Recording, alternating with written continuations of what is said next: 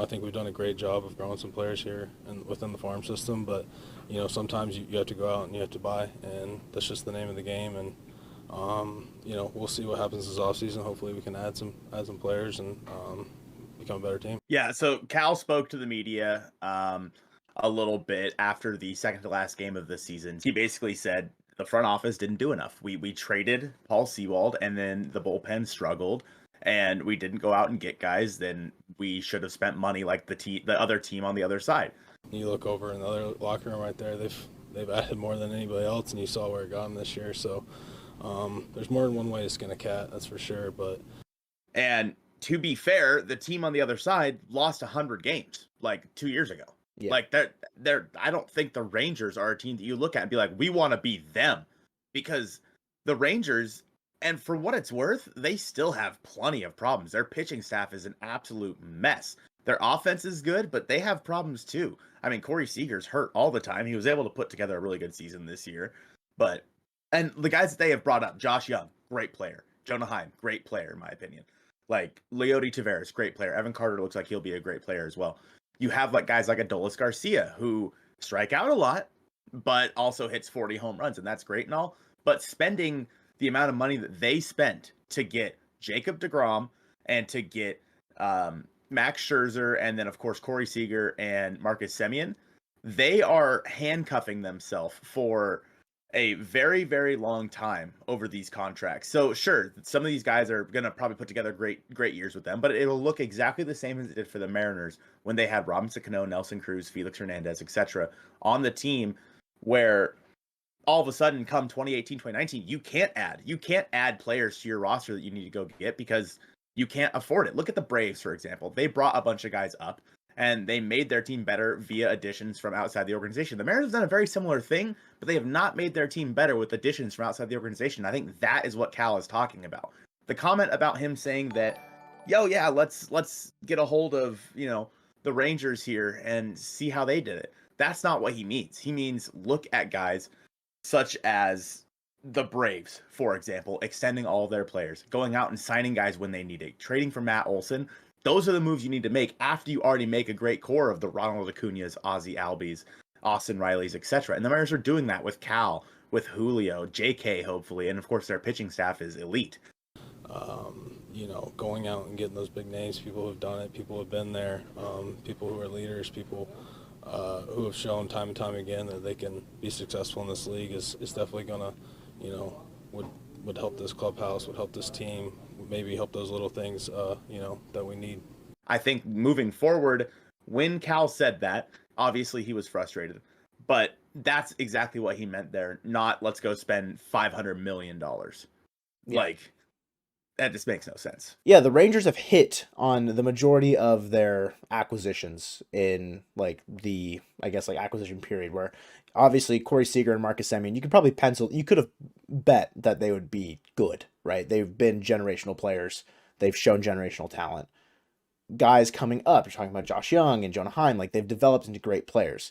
The Mariners, they just haven't fully been, I want to say the beneficiary of having that same thing. Had Evan White turned into anything of what we maybe thought he could be, would the Mariners' outlook look a lot different right now? Probably, right? There's different levels of where drafting, developing goes and where free agency and trades can go. The Mariners just haven't hit on all of them, whereas the Rangers felt like they have. And you're saying the guys like Colton Wong, AJ Pollock, and Tommy La Stella. It's just not good, because they didn't pan out. Had Colton Wong been anything better, anything close to what he usually was, and we're talking about what ifs, this team probably looks a lot different, because there's not a gaping hole at second base, and there's a guy that is traditionally a pretty solid contact hitter who's not going to be striking out a bunch in your order, a black hole. And it is an unfortunate circumstance that the front office has missed on those. And I think that's where maybe the conversation needs to happen, is that what is preventing them from finding the proper talent? I don't know. I think the only problem I think that I have kind of figured out that I had with Cal's comments primarily is the Sewald trade and how it seemingly throws the guys acquired under the bus. I don't think that's what he meant necessarily by it. It could have been anybody coming over in a trade where we shipped out Paul Sewald. It would be the same thing where Cal's like, we lost a big clubhouse guy. I don't think he's dragging Rojas, Bliss, or Canzone in any way in that point. I'm not going to apologize for wanting to win and wanting to bring a World Series to the city. They deserve it.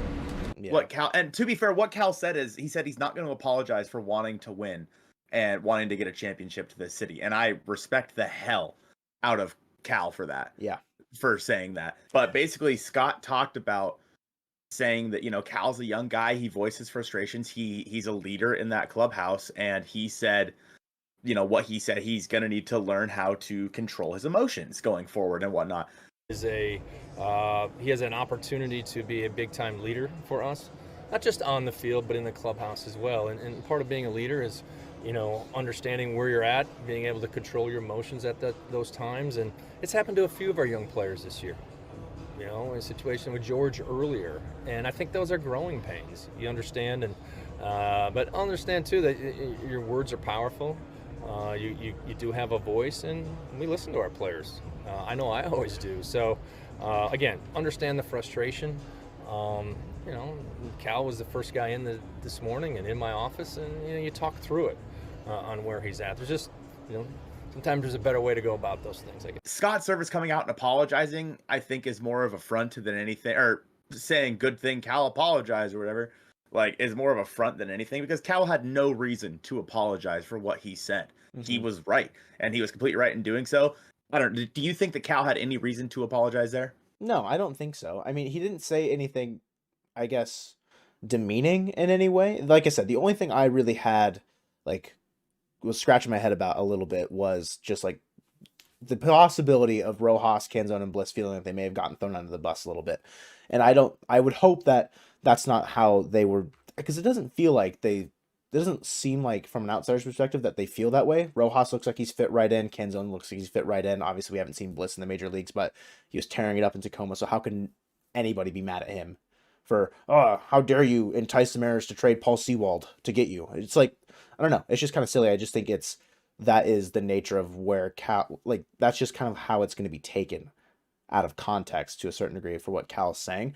I don't think he should have apologized. I don't think he needs to apologize. I don't think there's anything wrong with what he said. It's not like he blatantly named people that was stuff that went wrong and why they should do this, why they should do that. It's not I think it's also the juxtaposition of it happening right after Corey Seager's comments of yeah, thanks for the owners of spending all this money. And then it's Cal's I wish we would spend more money, essentially, to be, very cut and dry. CY's done a hell of a job of going out and getting guys that we need, and this clubhouse has done a hell of a job of competing all year. And same thing with Ray, to be able to go out and spend some money and get the guys that we needed in here, and this is what the reward is. Yeah. It's just the context of it all maybe looks a little bit worse to the ownership, and maybe there was, hey, can we kind of nip this in the butt for now? Because we don't know yet, and we'll find out later if anything comes of this, because obviously the front office kind of controls a lot of the decision making. Duh. So I don't know. If I'm Cal, I'm not upset, and if I'm Cal, I don't think I should have had to apologize in a way. And there were two team leaders now. First, Ty France, one of the leaders and the veterans on this ball club, came out and said this. I don't think anybody in here had a problem with what he said. He's earned the right to kind of speak his mind. He's established himself as one of the veteran guys in this locker room. He goes out every day, and the catching every day is not an easy job. So, obviously emotions were high, but I don't think any single one of us had a problem with what he said. I'm Team Cali, and I support him. I think, he has the right to speak his mind. Then JP came out, and he said, Cal had some great comments yesterday. I know there's a big controversy about that earlier this morning, and, I'm with him on that.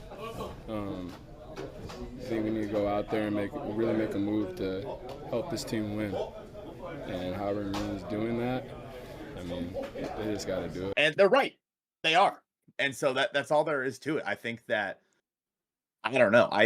You look at this team, and the three guys on this team that are, big and veteran presences, I would count Cal as one of those at this point. Mm-hmm. They go out there and say something. I'd love to hear more guys. I'd love to hear Julio come out and say, no, he's right. Like Cal, what Cal said is right, because obviously Julio, he's not going anywhere. Ty France, I could totally see, get traded or DFA'd this offseason. Yeah. And could those comments play a part? Certainly. But it's like, if it does, there's a problem, obviously.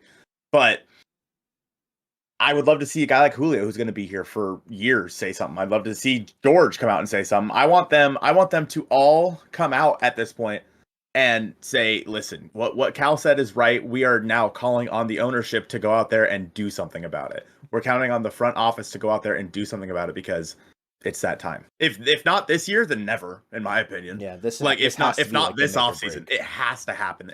And the problem is, there's not really guys out there to go get this year. There were last year, but this year there's not. And so I don't necessarily know when John Stanton's going to open up his purse strings, but there's definitely times and places for it to be appropriate. There's appropriate ways to do it. If it's all like, everyone's standing in solidarity outside of like home plate entrance of T-Mobile Park, that'd just be a little weird. But I get what you're saying, where it's like, coming to the defense of a guy like Cal, who gave his blood, sweat, and tears, his entire body, essentially the entire year, because he was behind the plate getting just beat up a ton this year. He earned the I'm gonna say the right, but essentially he earned the right to say those comments and not receive, I guess, like public backlash. And people that are upset by it, it's just a little confusing to me, because those show the passion of like a winner, those comments, and the only person that's probably mad is front office people, because it's kind of pointing out the flaws with the offseason plan, the deadline plan, everything else in between, that a lot of people have pointed to and be like, yo, this was not acceptable. This is not enough for the core that we have. You're not building it up. You're not raising, like you said earlier, raising the floor enough for this team to be sustainable. And it's a tough avenue to walk, especially for a guy that he's probably, like, Scott saying he's frustrated. I would be frustrated too if we just got eliminated from the playoffs, so I don't blame him. And you just caught the last 21 days in a row after last year had your finger hanging off your hand, caught as well. It's like Cal gives his body up for this team every single year, and it's like, get him help. Like you can't, if someone gets hurt, you can't have Luis Torrens and Brian O'Keefe be your backup. Cal has every reason to talk about that, and he's mad, of course, about the Sewald trade. And again, like you said, it's not about Rojas and it's not about Canzone. It's that you traded away a guy in the clubhouse who you feel could have helped. And a guy like Rojas or a guy like Canzone is someone that you should have gone out in the offseason and got before you're in the trenches with the team. Yeah.